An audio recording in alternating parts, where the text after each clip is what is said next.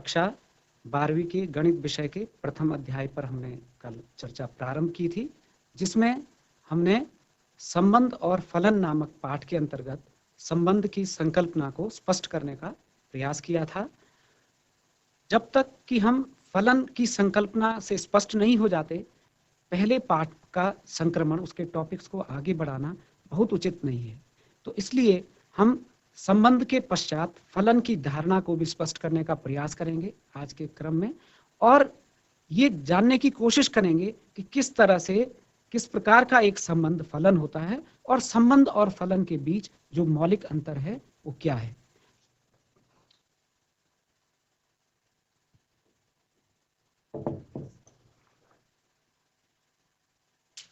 जैसा कि हमने पिछले सेशन में संबंध के संबंध में आपको कहा था कि संबंध दो समुच्चयों के कार्तीय गुणन का एक स्वेच्छ उपसमुच्चय है।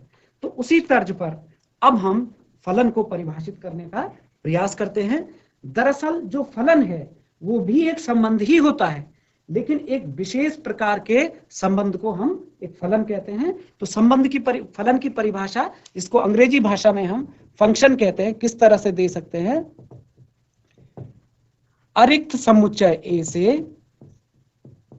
अरिक्त समुच्चय ए से अरिक्त समुच्चय बी पर परिभाषित संबंध आर एक फलन कहलाता है। एक फलन कहलाता है यदि यह ए के प्रत्येक अवयव को, ए के प्रत्येक अवयव को बी के अद्वितीय अवयव से, अद्वितीय अवयव से संबंधित करता है।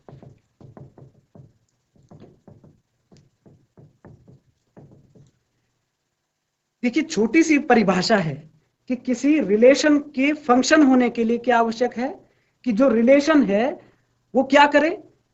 पहले समुच्चय के सारे अवयव का, प्रत्येक का मतलब पहले समुच्चय में कोई भी अवयव अनएसोसिएटेड नहीं रहना चाहिए। तो पहले समुच्चय के प्रत्येक अवयव का दूसरे समुच्चय में अद्वितीय प्रतिबिंब बनाए, क्योंकि इस तरफ के अवयवों को जो पहला समुच्चय होता है संबंध में हम उनको फंक्शन में उसको पूर्व प्रतिबिंब कहते हैं, और जिस पर उनका कल एरो डायग्राम कुछ के हमने बना के दिखाए थे, तो दूसरे सेट के एलिमेंट्स उसके प्रतिबिंब कहलाते हैं।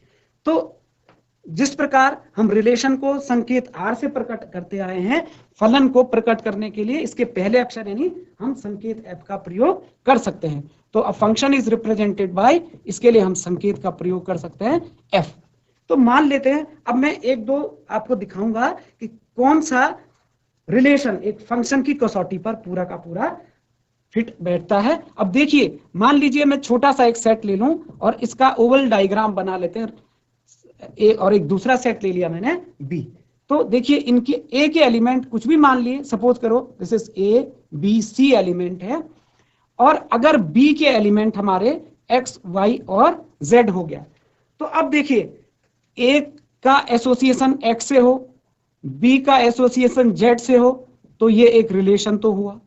ध्यान दीजिए, ये निश्चित रूप से एक रिलेशन है, लेकिन यह फंक्शन की धारणा को स्पष्ट नहीं करता। ये फंक्शन नहीं है, क्योंकि फंक्शन में एक शब्द हमने लिखा है यहाँ पे, इस पे ध्यान देना कि प्रत्येक ए समुच्चय के प्रत्येक अवयव का एसोसिएशन होना चाहिए। यहां पर ए समुच्चय के अंतर्गत अवयव सी ऐसा है जिसका बी समुच्चय में आर के अंतर्गत कोई भी प्रतिबिंब नहीं बन रहा है। तो ये संबंध तो है, लेकिन यह फलन नहीं है। इसी प्रकार अगर मैं इसी में थोड़ा तब्दीली कर दूं, मैं कह दूं कि सी का संबंध जेड से है, मान लीजिए, तो अब आप देखिएगा कि इस परिभाषा की जो कसौटियां थी कि इसके प्रत्येक अवयव का एसोसिएशन दूसरे सेट में हो गया, ये पहला सेट, ये दूसरा सेट, पहले सेट के सारे एलिमेंट्स का एसोसिएशन किसी ना अद्वितीय एलिमेंट से हो गया। बी का जेड से है, सी का जेड से है, कोई बात नहीं, ये चल सकता है। लेकिन किसी एक अवयव के यहाँ दो प्रतिबिंब तो नहीं है ना, एक अवयव के 3 प्रतिबिंब तो नहीं है ना, एक का एसोसिएशन एक ही से है।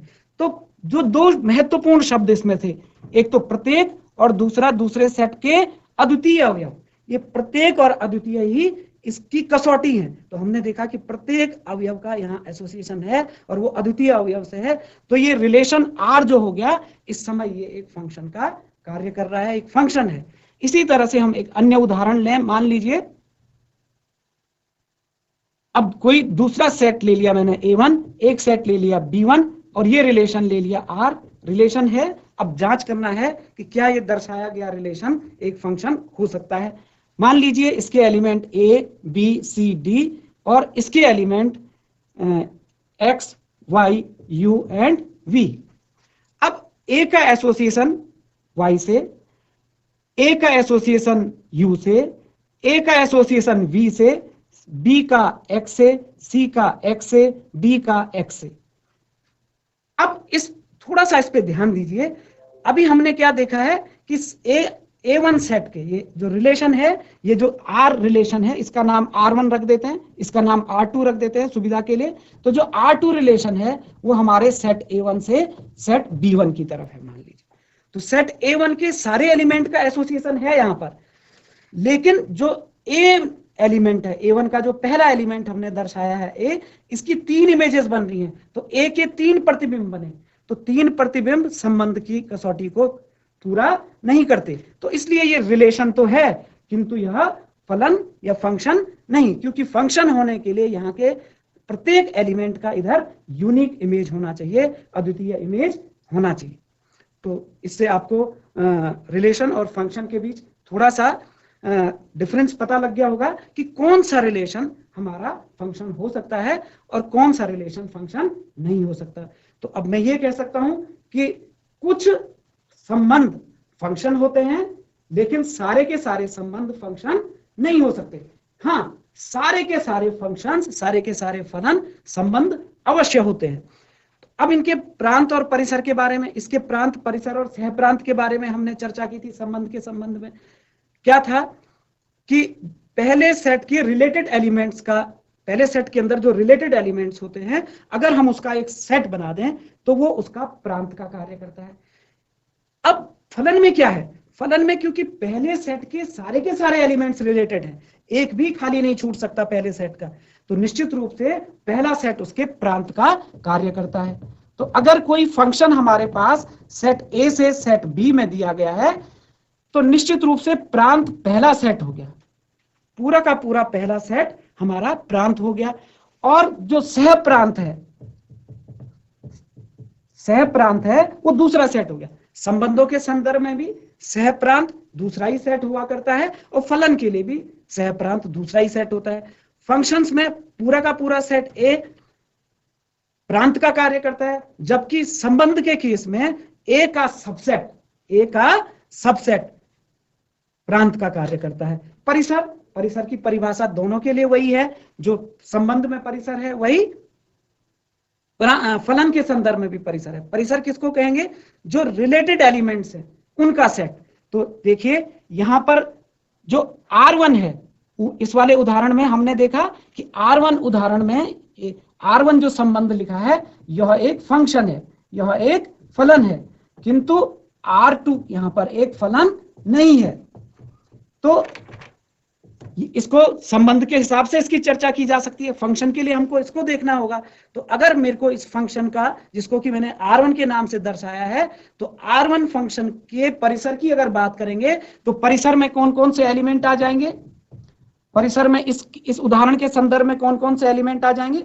जो B सेट में हैं और इमेजेस हैं, रिलेटेड एलिमेंट्स हैं, वो एक ही अवयवों से संबंधित है, X और Z। Y का एसोसिएशन किसी से नहीं है, Y अवयव किसी से संबंधित नहीं है, तो ये परिसर के अंतर्गत सम्मिलित नहीं किया जा सकता। तो अब हम कह सकते हैं कि जो परिसर होगा वो सहप्रांत समुच्चय का सबसेट होगा, उप समुच्चय होगा। परिसर सहप्रांत सेट का सबसेट होगा। तो मैं मान के चलता हूं कि इस सत्र में आप ये जान गए होंगे कि किस तरह के विशेष संबंध को हम एक फलन कह सकते हैं, और फलन के प्रांत की धारणा, फलन के परिसर की धारणा, फलन के सहप्रांत की धारणा किस प्रकार से व्यक्त की जा सकेगी। अब अपने डिस्कशन को हम इस तरह से कुछ आगे बढ़ाएं कि कक्षा 12वीं की जो आपकी पाठ्य पुस्तक है, जहां से आपका ये टॉपिक 12th क्लास के लिए शुरू होता है, उसमें जो पहला पाठ संबंध के संदर्भ में है, संबंध, दो प्रकार के संबंधों की आपको वहां पर व्याख्या मिलती है, उसी की चर्चा हम यहां पर करते हैं। एक रिक्त संबंध, बहुत प्रकार के संबंध होते हैं, किंतु अभी हम दो विशेष प्रकार के संबंधों पर डिस्कशन करेंगे आपकी 12वीं के कोर्स के हिसाब से। एक है रिक्त संबंध और दूसरा है सार्वत्रिक संबंध।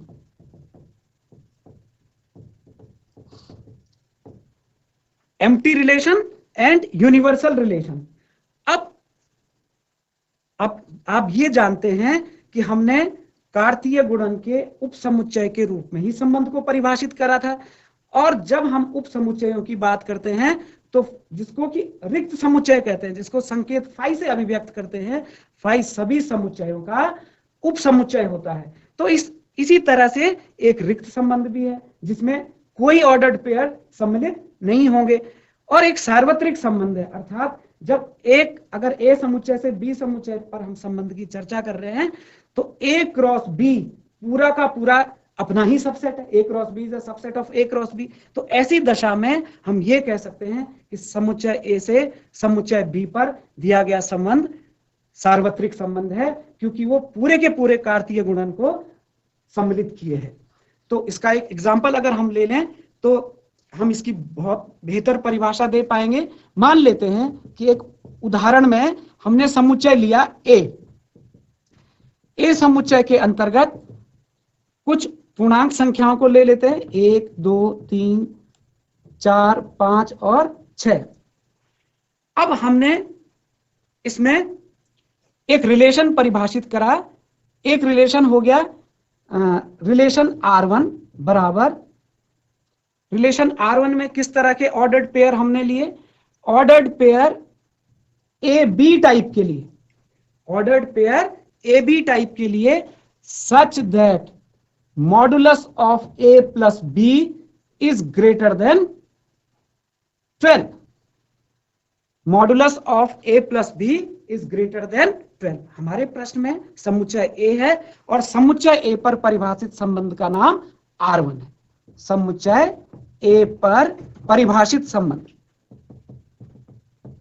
समुच्चय ए पर परिभाषित संबंध R1 हो गया। और R1 किसके बराबर दर्शाया हमने, R1 के अंतर्गत किस प्रकार के ऑर्डर्ड पेयर है, ए क्रॉस ए का सबसेट R1 होगा निश्चित रूप से। तो R1 के अंतर्गत किस तरह के ऑर्डर्ड पेयर हैं, ए बी टाइप के। ए बी टाइप के ऑर्डर्ड पेयर किस प्रतिबंध को संतुष्ट करते हैं कि दोनों अवयवों का, क्रमित युग्म के दोनों घटकों का, ए और बी का योग का मॉडुलस 12 से बड़ा है। और इतना भी लिख दें अगर तो अच्छा है, जहां ए और बी बिलोंग्स टू ए, यानी कि दोनों के दोनों ये जो संख्याएं हैं, ये जो अवयव हैं, ए में व्यक्त करते हैं। अब एक दूसरा संबंध लिखा मैंने, पुनः समुच्चय ए पर परिभाषित संबंध, परिभाषित संबंध R2। R2 किस प्रकार का है, देखिए मैंने एक ऑर्डर्ड पेयर लिया, R2 बराबर ordered pair A B such that, किस प्रकार का ऑर्डर्ड पेयर है, modulus of A plus B is less than equal to 12 और A comma B belongs to A, जहां ए और बी इस क्रमित युग्म के घटक है, निश्चित रूप से ए को बिलोंग करेंगे, क्योंकि हम ए से बाहर तो जा ही नहीं सकते। ए क्रॉस ए का ही सबसेट R1 है, ए क्रॉस ए का सबसेट ही R2 है। तो ए पर, समुच्चय ए पर परिभाषित दो संबंध इस प्रकार से हैं। तो अगर हम, क्योंकि जब दिए गए समुच्चय में अवयवों की संख्या कम होती है तो उसको हम रोस्टर फॉर्म में भी लिख सकते हैं उसके रिलेशन को। तो आप देखिए, जब R1 को मैं रोस्टर फॉर्म में लिखता हूं तो R1 के अंतर्गत किस तरह के अवयव आएंगे। अब हम देखें, क्या इस तरफ ए लिखा है, इस तरफ ए लिखा, तो क्या एक का संबंध एक से होगा R1 के अंतर्गत।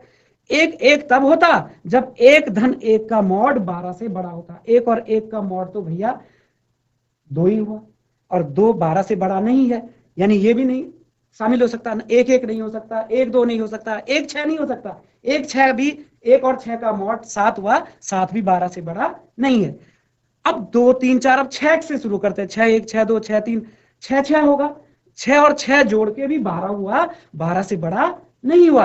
अर्थात जो R1 सेट लिखा जाएगा इसके अंतर्गत कोई भी ऑर्डर्ड पेयर सम्मिलित नहीं होगा, ये रिक्त समुच्चय है। और इसको हम व्यक्त कर सकते हैं फाई से, इसके अंतर्गत कुछ नहीं लिखेंगे, दिस इज नल सेट, कुछ आया ही नहीं इसके अंतर्गत, इस प्रतिबिंब को संतुष्ट करने वाला एक भी क्रमित युग्म हम इसमें सम्मिलित करने की स्थिति में नहीं है, इसलिए R1 का मान फाई हो गया। तो ये कैसा संबंध हो गया, ये हमारा हो गया रिक्त संबंध, एक रिक्त संबंध का उदाहरण। इसी तरह से अगर मैं R2 संबंध की व्याख्या करूं, इसको रोस्टर फॉर्म में लिखने का प्रयास करूं, तो R2 के अंतर्गत A क्रॉस A के कौन कौन से ऑर्डर्ड पेयर आएंगे, जिनके घटकों का जोड़ का मॉडुलस 12 या 12 से छोटा है। मसलन 1 1 आ सकता है, 1 और 1 2, 2 का मॉड 12 से छोटा है या 12 के बराबर। इसी तरह से आप देखेंगे कि A क्रॉस A के कितने क्रमित युग्म होंगे, 6 गुणा 6 36, 36 के 36 क्रमित युग्म इसमें सम्मिलित हो सकते हैं। आप आसानी से देखिए, 1 1 भी आएगा, 1 2 भी आएगा, करते करते 1 6 भी आएगा, ये क्रम चलता जाएगा, लास्ट में 6 6 भी आएगा, क्योंकि 6 और 6 का जोड़ भी 12 हुआ, जो कि 12 इसमें शामिल है, 12 या 12 से छोटा होना चाहिए योग। तो A क्रॉस A के सारे क्रमित युग्म इस R2 के अंतर्गत सम्मिलित हो गए। तो यदि मैं कह दूं कि R2 स्वयं A क्रॉस A है तो कोई दिक्कत की बात नहीं है, बिल्कुल सच है कि R2 का मान A क्रॉस A के बराबर है। और A क्रॉस A के बराबर है तो ये कैसा संबंध कहलाएगा, सार्वत्रिक संबंध, चूंकि इसने A क्रॉस A के सभी क्रमित युग्मों को धारण करा। इससे बड़ा संबंध, इससे ज्यादा अवयवों वाला संबंध हम समुच्चय A पर इस प्रकार परिभाषित नहीं कर सकते। तो प्यारे बच्चों, इन दो उदाहरणों की मदद से अब हम रिक्त संबंध और सार्वत्रिक संबंध की परिभाषा कह सकते हैं कि समुच्चय A पर परिभाषित संबंध R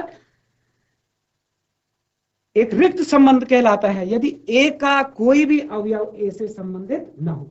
तो मैंने आपको बताया था कि किसी एक समुच्चय के ऊपर, किसी एक समूह के ऊपर या दो विभिन्न चीजों के ऊपर संबंध होता है, तो संबंध क्या है कि उनके बीच, उनको आपस में एसोसिएट करने वाली कोई अभिज्ञेय कड़ी है, कोई ऐसी कड़ी अवश्य है जिसकी हमको जानकारी है, तभी तो हम संबंध की बात कर रहे हैं, चाहे वो अमूर्त रूप में पढ़ रहे हो चाहे।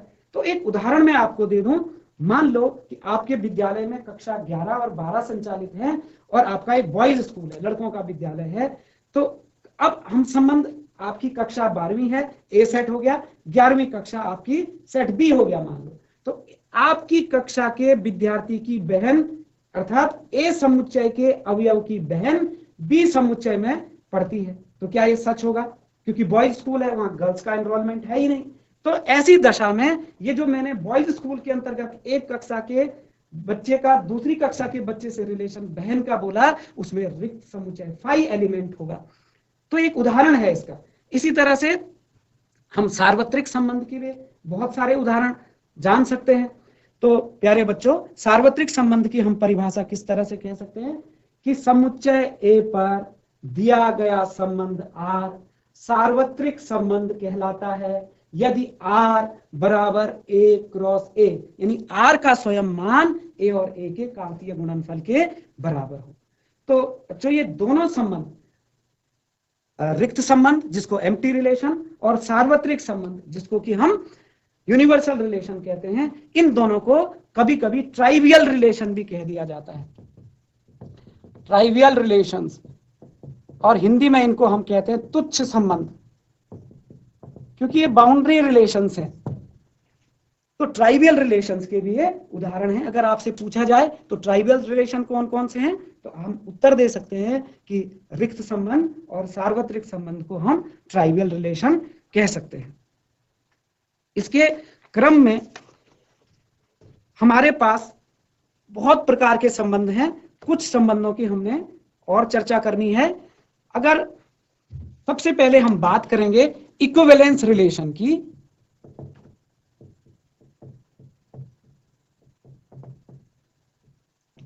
यानी तुल्यता संबंध की।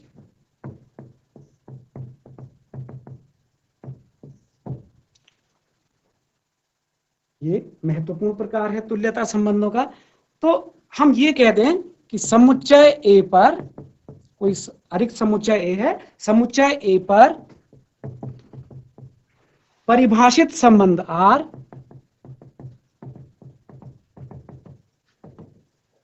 संबंध आर। अब पहले 3 उप प्रकार हम पढ़ लें। उसमें सबसे पहले आता है स्वतुल्य। स्वतुल्य को हम कहेंगे रिफ्लेक्सिव। यानी रिफ्लेक्सिव रिलेशन कौन सा होगा? एक छोटा सा एग्जांपल ले लूं तो शायद स्वतुल्य की परिभाषा लिखना और समझना आपको काफी सरल हो जाए। अगर ए के अंतर्गत 1 2 3 4 एलिमेंट्स, ये मेरा सेट ए है, यहां पर तो स्विच है, कोई भी हो सकता है, ये उदाहरण है। और एक मैंने इसमें रिलेशन परिभाषित करा जिसके अंतर्गत मैंने केवल अवयव लिखे 1 1 2 2 2 3 3 3 3 3 4 4 और 1 4। उदाहरण के 1 1 2 2 3 3 4 4। आप देखिए ये इस समुच्चय पर जो परिभाषित संबंध आर है वो किस प्रकार का है। अगर हम इसके अवयवों का ध्यान से विश्लेषण करें तो प्रत्येक अवयव का खुद से एसोसिएशन अवश्य है।